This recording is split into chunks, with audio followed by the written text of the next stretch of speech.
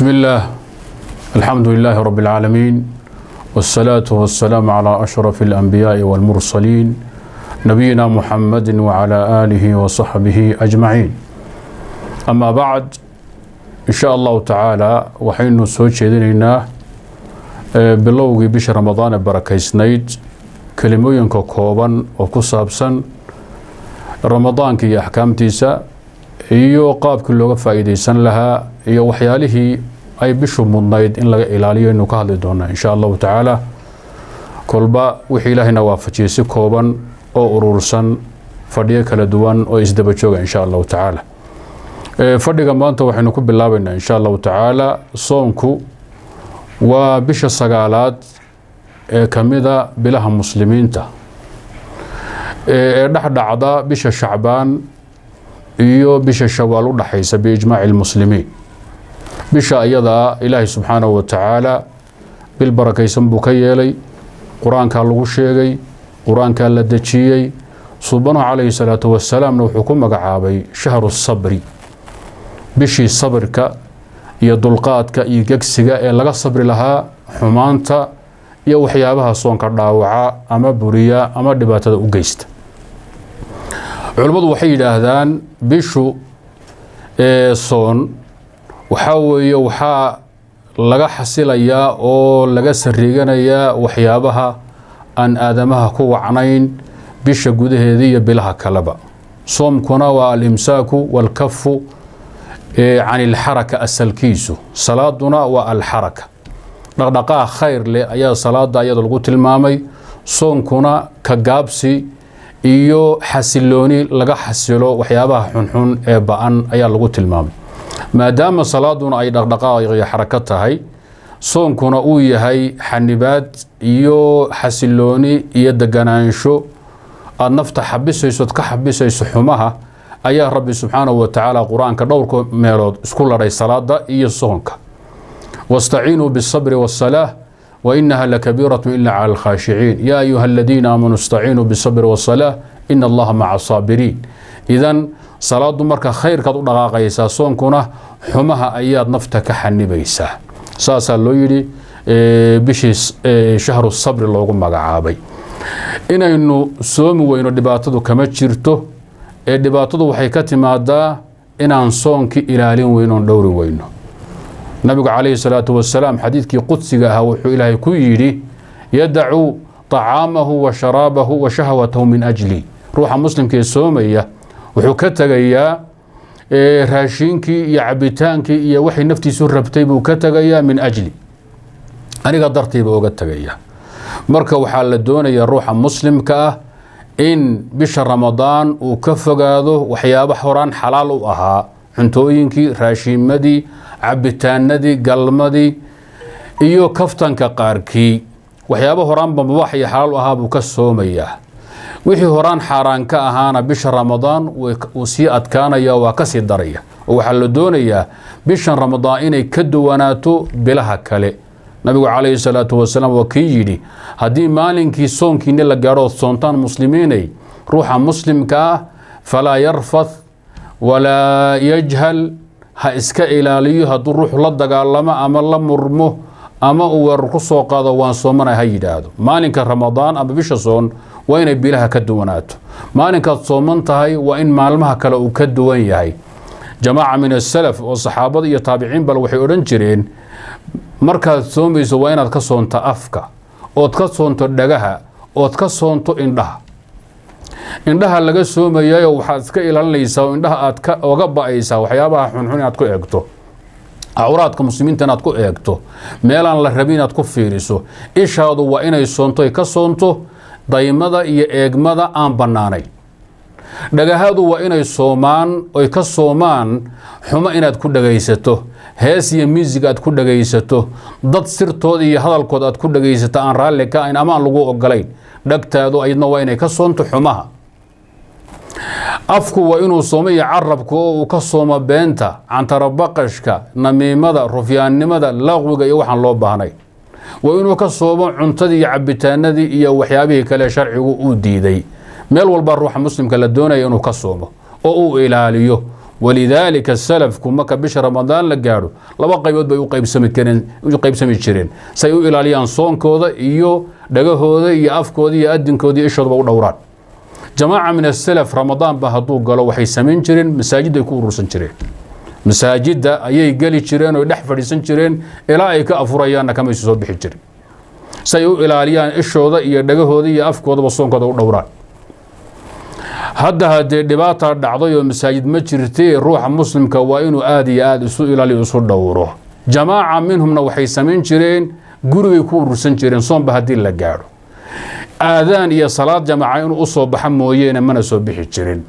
aafada marka inaga in haysata waxa weeye soonkii iyo bishii soon iyo maalinkii soon waxaynu u aqdaamanaynaa sidii horaana inuu kaftami jireen oo qadaaman jiray oo bardoodami jireen oo wadayna mushkilad weyn baa marka halka ayada ka jirta waxa mudan in la isxusuusiyo xadiis waxa jira laga wariyo subhana alayhi salatu wassalaam oo uu wariyo saxaabiga loo oran jiray Ubayd mawla rasuulillaah sallallahu alayhi wa alihi wasallam xadiidka arin khatar ayuu tilmaamaya oo ku saabsan soonka in sidii loo ilaalin lahaa xanta iyo xumaha looga dhowri lahaa xadiidka wuxuu leeyahay saxaabi ayaa maalin nabiga masjidka fadhiya uu yimid markaasuu nabi allow gabadhii hebli hebla ahaa laba gabdhood oo soomana wuxuu nabi allow waa sooman yihiin soonkina aad buu hayaa waa dhibaya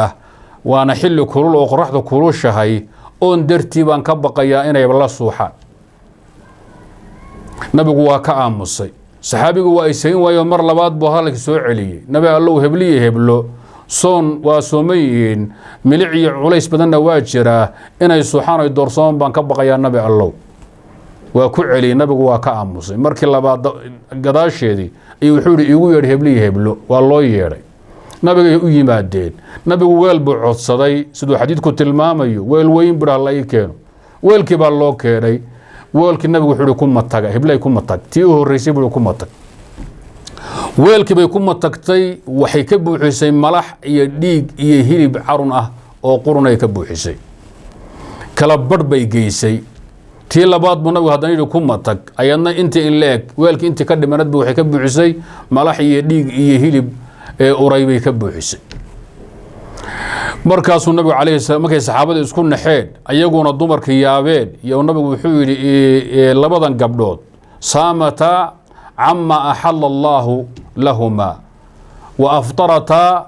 bima harrama Allah alayhima labadan gabdhood waxay ka soomeen wixii ilaahay u baneeyay ee horan u banaana oo cabitaan iyo cunto iyo raashin ah bay ka soomeen bisha ramadaan horteedna banaana waxay ku afureen wixii ilaahay ka xarimay oo dad muslimiin ay xanteen dad muslimiina ay xanteen oo hilbahoodii iyo dhiigoodii cunaan waxay matageenna waa sida xadiidka asaga xadiid culus weeye jamaaca min as-salaf ba waxay ka qaateen xadiidka asaga ruuxa muslimka asagoo sooman hadduu waxanto ama uu wax isku diro rufyaan noqdo ama uu been sheego soonkiisa inuu burayo illa raashin iyo cabitaan iyo cunno bas lagama soomee xaaraanta iyo macaasida waa in laga soomo xadiidka asaga بعض أهل العلم ويحوجيان ويصحيحان سيد ابن حزم وكاله بخارنا وحا لغا شيغي في التاريخ الكبير انو يجي ومرسل مرسل كان وحان فيليا انو يجيده ومنقطع وسند كيسا سليمان بن طرخان التيمي عن عبيد مولى رسول الله باب في بعض الروايات كوي مد وانا انقطاع با كجرا او سليمان التيمي موسى كمق الحديث كمولى رسول الله عبيد لكن روايه احمد او دور طريق كتمد ايا عديسه واسطه ميشو كجرتو وحو يلي وحا اي شيغي حديثك رجل من اصحاب ابي عثمان النهدي مجلس ابي عثمان بونا يقول شيغي حديثكو اي تبي حديثكو مركا وا متصل انقطع عنكم مجرو ارسال لكم مجرو لكن جهاله نينكا تابعيغا وين مجلسكي ابي عثمان النهدي حديثك كو شيغي اصحابتي سنه اها جهاله كجرتا الجهاله في طبقات التابعين الكبارنا علماء بدن وا تساهل وحنكم عليان ولذلك ابن حزم وصحيح يلي موقنا وحوجيي اذا قضيه داسي وقضيه خطر الامام الاوزاعي اسقنا حديث كانوا حجيسن جرو وحورن جري روح مسلم كاسقو صوم هدو بين شيغو اما او وحنتو اما او رفيانمي شيء حارنا ku dhaqaaqo soonkiisi waa batala waana ka buraya waa riwaaya aan imam ahmed حديث كان مسند كيسو كوريا رواية أساقا كسوغون وحاد مودا إنه حديث كحجي سنيو والرأي ظاهرية أي كتغين من حزمنا وحوجيي المهم جمهورته وخلاف سيئين لكن خطرت انت لا اكتيبي كدرين سينيسا حانتا iyo cantarabaqashka iyo beenta iyo waxaan banaanayn soonku dhibaatadu u geysanayaan badalka ayada ah ka dareemaysa fi sahih waad garanaysa man lam yad'a qawl az-zur wal 'amal bihi falaysa lillahi hajatun fi an yata'a sharabahu ta'amahu wa sharabahu ninki aan bisha ramadaan iyo soonkiisa aan ka ilaalinin hadalka beenta iyo xumaanta aan ka ilaalin ilaahay dan iyo xaaja kama laha inuu oon iyo gaajo isku dilo maxaa yeelay soonkiisa waa ku ciyaaro waa ku tuntay ala aqal taqdiir ajir la'aan buu noqday iyo thawab la'aan buu noqday way 12 maalinta oo dhan ay gaajo ku xagato ajirna aadan ka helin soo daaliya deeg ma aha marka kelimadu gabagabeedu waxa weeye ruuxa muslimka bisha ramadaan waa inuu ilaaliyo bisha waa inuu dhowro dhagihiisa waa inuu ilaaliyo indhihiisa waa inuu u soo jeedo afkiisa iyo adinkiisa waa in laga nabadgalo ilaahay waa inuu isku xidho masaajida hadday xidhan yihiinna guryihiinna iyo goobihiinna ku ekaada hadalkiina ee kontaroola iska warqaba ilaahayna ha laga cabsado subxaanahu wa tacaala kelimada xigta وإن شاء الله تعالى سوي شيء دون لكن أنت أنا كبح وحن برارجين لها ضد وحاجر المسلمين وحبسية كينيا يميل بدن كحنبا كنا دبن 20 سنة 8 سنة سنة حيرا رفاتا أهل أقرب كلام عن لهين مسلمين تاسور دورة يبش رمضان ما كان لجاره عادنا إنه هيد إنه هوشاسي كقيب قادنه مركب مسلمين توحنا وباقي يميل بيتشوغان با dadka muslimiinta bisha ramadaan loo naxariisto loo danqado laga warqabo nin walba wuxuu gaarsiin kara ha gaarsiiyo jamaacadka dadka muslimiinta u taagan inay hawsha wax ka qabtaan masaakiinta iyo maxaabiista wax gaarsiiyaana halala tacaawun halala shaqeeyo wixii loo keeni kara loo keeno intaasan galabta oran lahaa wassalaamu calaykum waraxmatullaahi wabarakaatuh